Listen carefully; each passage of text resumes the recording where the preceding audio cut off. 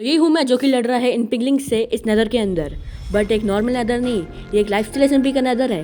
Life style SMP तुम्हारा stuff बहुत important होता है क्योंकि तुम्हें उनकी ज़रूरत हमेशा चाहिए होती है। क्या हो अगर तुम उनके साथ ही लावा पूल में गिर जाओ।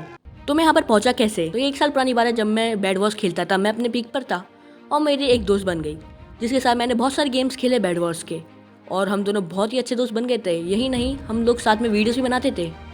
फिर एक दिन उसने मुझे एक लाइफ स्टाइल एसएमपी के अंदर इनवाइट करा और बिना सोचे मैंने हाँ बोल दिया क्योंकि कौन ही माइनक्राफ्ट प्लेयर मना करेगा। तो ऐसे तो मैं आया इस सर्वर के अंदर।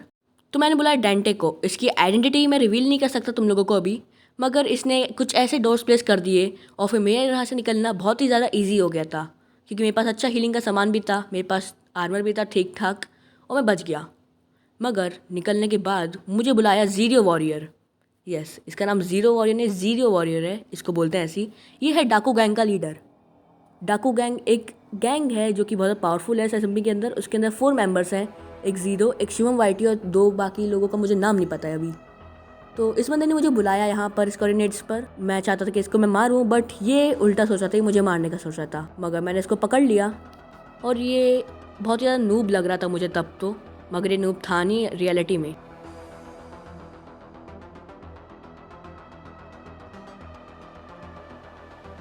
इस एसएमपी के अंदर 2 प्लेयर्स हैं, एक जावा और बेडरॉक प्लेयर्स।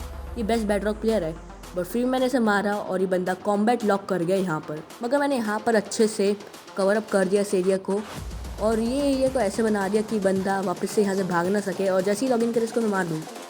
मगर मुझे क्या पता था इसका टीममेट है वो मुझे मारने आ सकता है। तो ये है शिवम वाइटी।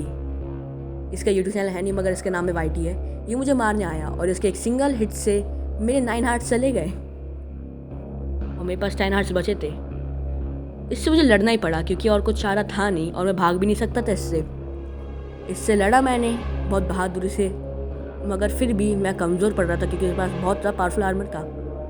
भले इसके पास पावरफुल आर्मर था मगर इसने एक बहुत ज़्यादा बेवकूफ़ काम कर दिया। ये इस लावा पूल के अंदर जाकर गिर गया। यस, और मैंने इधर पे वापस से ऐसी जैसे मैंने उसको ट्रैप करा था ज़ीरो वॉरियर को, वैसे उसको ट्रैप करा। मगर मुझे क्या पता ये बंदा लॉगिन करने के बाद कुछ इतना खतरनाक करेगा जो कि मैंने सोचा ही नहीं होगा।